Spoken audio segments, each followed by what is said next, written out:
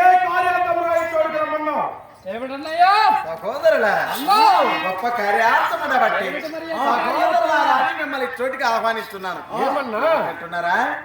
నేటి దినం యువరాజు పట్టాభిషేకం అని పురమంతా చాటింపు వేస్తున్నారు పెద్ద తండ్రి గారు.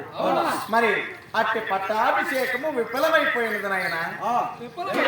అవును మరి అయినా మృగశాప మన శ్రతశృంగ పర్వతమున మరణించిన మొదలుకొని మన తండ్రి గారైన పాండు మహారాజు ఎన్నడైనా మనకు అగపడ్డాడు స్వప్నమునందు లేదు కదా.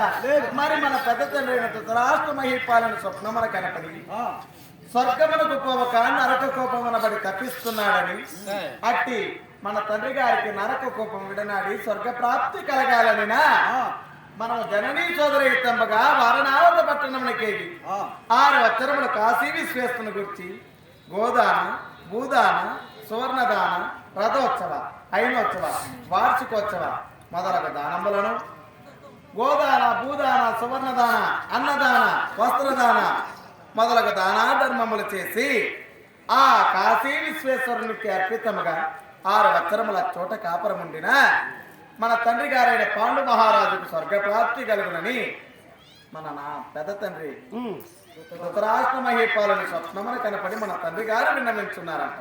అందు నిమిత్తమై ఈ పట్టాభిషేకం నిలిపివేయబడ్డది. అవునా? జననీ సోదరేత్తముగా వెళ్ళాలి. మరి మన అన్నదమ్మడి ఉన్నాం, మన తల్లి గారు అంతఃపురంలో ఉన్నది. నా యాజ్ఞానుసారంగా నీ వెళ్ళి మన తల్లి గారిని చొట్టుకుని తోడుకురా. అలాగే అన్నయ్యా.